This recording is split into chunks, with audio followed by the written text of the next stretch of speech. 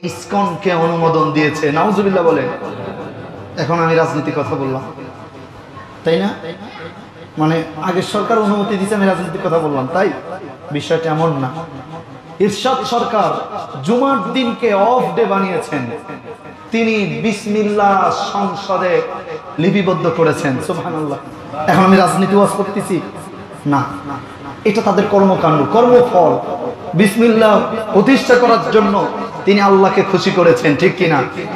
ইসকনকে permission দেওয়ার কারণে তিনি মুসলমান নারীদের, মুসলমানদেরকে অমুসলিমদের ষড়যন্ত্রের কবলে ফেলেছেন, ঠিক কিনা?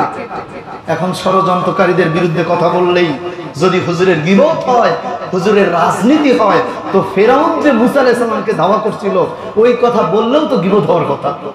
ইসকন আমাদের মুসলিম বোনদেরকে ধর্ষণ করছে, সেটা নিয়ে কথা বলা কি গীবত? এটার প্রতিবাদ করতে হবে। রাজি আছেন ইনশাআল্লাহ? রাজি আছেন ইনশাআল্লাহ? আরে ভাই, আমরা তো সেই জাতি। স্থানের এক মসজিদে আজান দিয়েছে, কি দিয়েছে? জোহরের আজান। কেউ মসজিদে আসে নাই। কেউ যখন না আসছে, মুয়াজ্জিন সাহেব চিন্তা করছে একটা লোকও নাই, হুজুর আর আমি জিনিসটা কেমন, আর একবার আজান দিই। আর একবার, আমার কথাটা বুঝতেছেন? আর একবার, তা আর একবার আজান দিছে। এইবার যখন আর একবার আজান দিছে, তো একই সাথে 5 মিনিট আগে একবার, 5 মিনিট পরে আর একবার। এখন অনেক দোকানদার ঝাঁপের লাঠি নিয়ে, কেউ জুতা নিয়ে, কেউ ঝাড়ু দিচ্ছিল ঝাড়ু নিয়ে মুয়াজ্জিন সাহেবকে মারতে আসছে। মুয়াজ্জিন সাহেব খুব কৌশলে কেসি গেটটা তাড়িগুড়ি করে লাগাই দিয়ে বলতেছে, ভাই ভাই কি হয়েছে? ভাই কি হয়েছে? আমি তো অপরাধ করিনি। বলে, তুমি আজান 2 বার দিছো কেন? ইসলামে আজান আছে কয়বার? জোহরের আজান কয়বার? সবাই বলেন।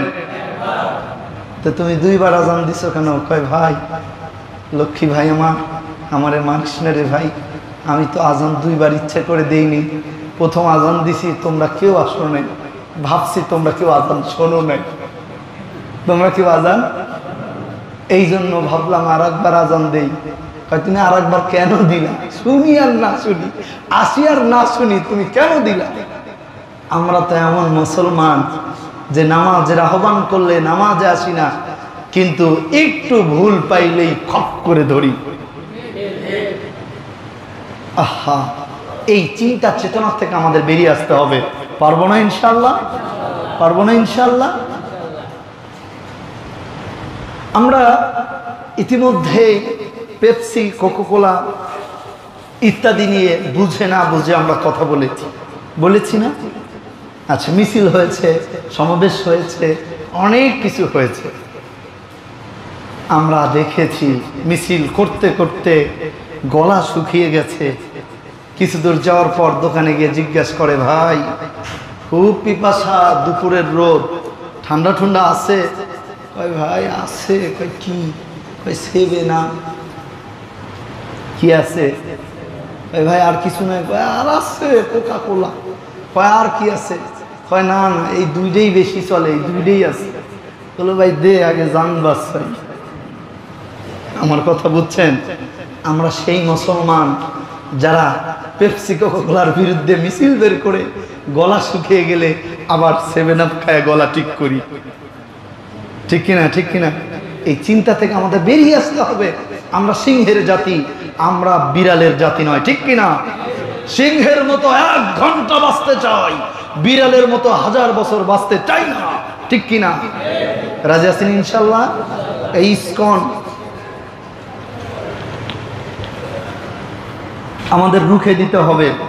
এই ইসকনকে বাংলাদেশ থেকে হটাতে হবে। রাজি আছেন ইনশাআল্লাহ? ইসকনের ফার্স্ট টার্গেট মুসলিম নারীরা। এই যে এই নারীরা ফুসলা আড়ালে নিয়েই গুম, 3 দিন পর পাওয়া গেল, তাকে ধর্ষণ করে ছেড়ে দিয়েছে। বোঝা গেল এদের মুখে দাঁড়িয়ে আছে, এদের চেহারা মুসলমানদের মতো কাটিং দিয়ে সাজানো, এবং এদের সূরত 2টা, এরা তলে তলে হিন্দু। তার আগে আজকে আপনাদের আমার সাথে একটু মৌসাক যাওয়া লাগবে। পারবেন? পারবেন? পারবেন? সবাই বলেন। কেন যেতে হবে?